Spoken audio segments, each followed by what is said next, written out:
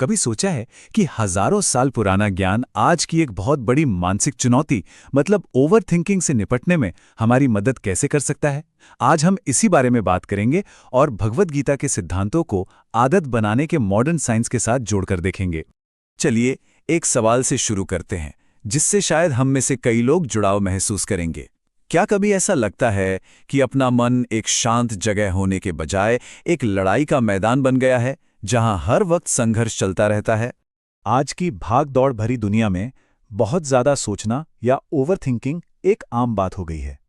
यह विचारों का एक ऐसा चक्र है जो हमारी सारी एनर्जी और मन का सुकून छीन लेता है। पर जरा सोचिए, क्या हो अगर इस अंदरूनी उथल-पुथल को शांत करने का रास्ता एक बहुत पुराने ग्रंथ में छिपा हो? जी हां, भगवद गीता में। देखिए, गीता इस चुनौती को सीधे सीधे स्वीकार करती है। ये कहती है कि मन को काबू करना हवा को मुट्ठी में करने जैसा मुश्किल है, और ये एक ऐसी सच्चाई है जो हजारों साल पहले जितनी सच थी उतनी ही आज भी है। लेकिन अच्छी बात यह है कि गीता सिर्फ समस्या बताकर रुक नहीं जाती, बल्कि वो हमें एक रास्ता भी दिखाती है।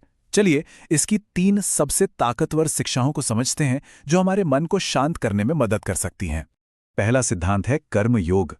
इसका सीधा सा मतलब है अपनी पूरी एनर्जी और ध्यान अपने काम पर लगाओ, ना कि उसके नतीजे पर। जैसे एग्जाम के रिजल्ट की चिंता करने के बजाय अपना पूरा फोकस सिर्फ पढ़ाई पर लगाना। ये सिर्फ एक श्लोक नहीं है, ये जीने का एक पूरा फलसफा है। यह हमें याद दिलाता है कि असली शांति और सुकून नतीजा पाने में नहीं, बल्कि अपना काम पूरी लगन और ईमानदारी से करने में है। दूसरा सिद्धांत है एक ऐसा मन विकसित करना जो तूफानी समंदर के बीच एक चट्टान की तरह मजबूत और स्थिर हो। मतलब जो जिंदगी के उतार चढ़ाव से हिले नहीं। ऐसा मन जो किसी भी सिचुएशन पर बस रिएक्ट नहीं करता, बल्कि शांति से सोच समझकर रिस्पॉन्ड करता है। और तीसरा सिद्धांत है आत्म मूल्यांकन या खुद को समझना। गीता कहती है कि अगर खुद पर महारत हासिल करनी है तो पहले खुद को जानना समझना होगा। इसका मतलब है अपनी ताकत और कमजोरियों को ईमानदारी से देखना, बिना खुद को जज किए।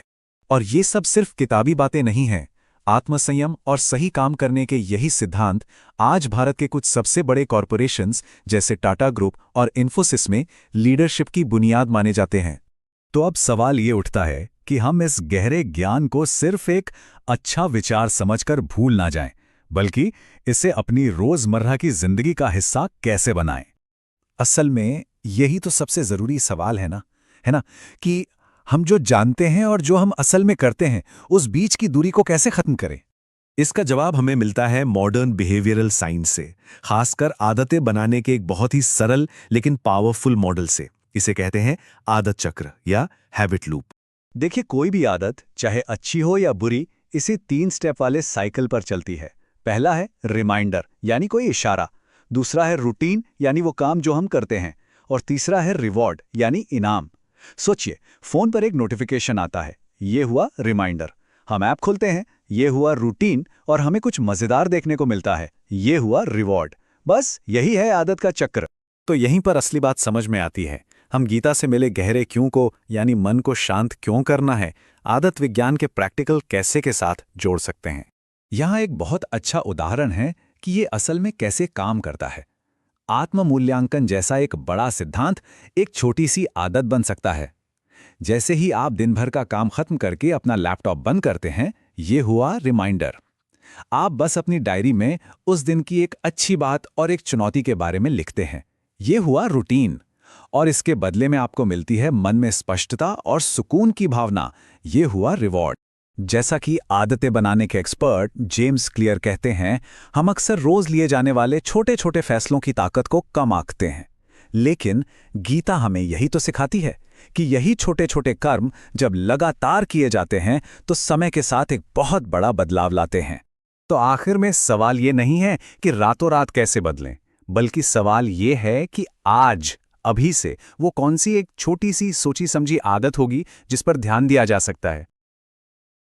वीडियो पसंद आया तो वीडियो को लाइक करें, चैनल को सब्सक्राइब करें और कमेंट में आपकी राय लिखें।